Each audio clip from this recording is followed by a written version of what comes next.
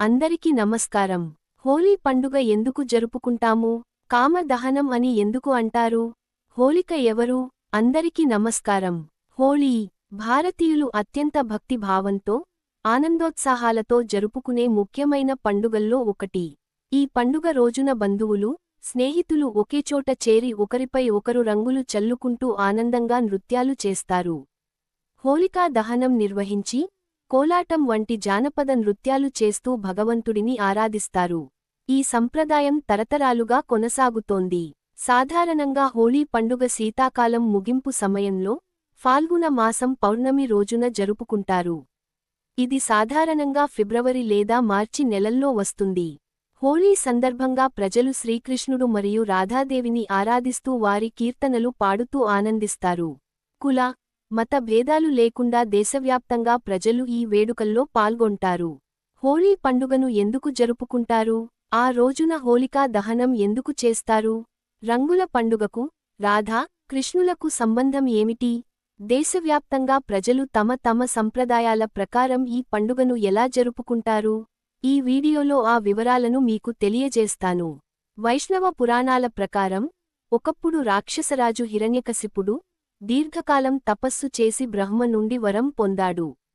పగలు కాదు, రాత్రి కాదు, ఇంట్లో కాదు, బయట కాదు, భూమిపై కాదు, ఆకాశంలో కాదు, మనిషి కాదు, జంతువు కాదు, ఆయుధం కాదు, శక్తి కాదు, ఇలా ఎవరూ తనను చంపలేరని వరం కోరాడు. బ్రహ్మ ఆ వరం అనుగ్రహించాడు. దాంతో అతడు అహంకారంతో దేవలోకాన్ని, భూమిని వేధించసాగాడు. దేవతలను ఆరాధించవద్దని, తననే ఆరాధించాలనే ఆజ్ఞ జారీ చేశాడు. అయితే అతని కుమారుడు ప్రహ్లాదుడు మాత్రం విష్ణుభక్తుడిగా ఉండి తండ్రి మాట వినలేదు. అతన్ని ఎన్నో విధాలుగా హతమార్చేందుకు ప్రయత్నించినా ఏమీ కాలేదు. విషం ఇచ్చినా అమృతమైంది. ఏనుగులతో తొక్కించినా అతనికి హాని కలగలేదు. చివరికి తన సోదరి హోలికా ఒడిలో కూర్చోబెట్టి అగ్నిలో ప్రవేశించమని ఆజ్ఞాపించాడు. అగ్నికి దగ్ధం కాకుండా రక్షించే వస్త్రం హోలికాకు ఉండేది. కాని గాలి వీచి ఆ వస్త్రం ప్రహ్లాదుని కప్పి అతన్ని రక్షించింది. దుష్టసంకల్పంతో వచ్చిన హోలిక అగ్నిలో దహించబడింది. ఈ సంఘటనను స్మరించుకుంటూ హోలికా దహనం నిర్వహిస్తూ హోళీ పండుగను జరుపుకుంటారు.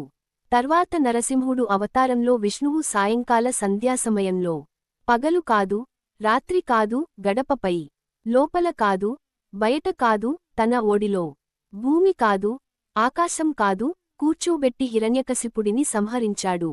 హోళీకి మరో కథ కూడా ఉంది. ఒకసారి రాధాదేవి శ్రీకృష్ణుడిని అతని నల్లని వర్ణం గురించి ఆట పట్టించగా, శ్రీకృష్ణుడు తన తల్లితో ఫిర్యాదు చేశాడు. అప్పుడు ఆమె రాధాపై రంగులు చల్లమని సూచించింది.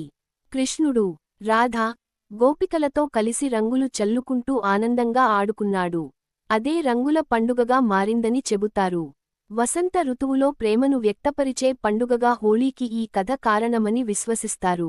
మరో కథ ప్రకారం, పార్వతీ, శివుల వివాహం కోసం మన్మథుడు శివుడి తపస్సును భంగపరచేందుకు పుష్పబాణం వదిలాడు. కోపగించిన శివుడు తన మూడో కన్ను తెరిచి మన్మథుడిని భస్మం చేశాడు.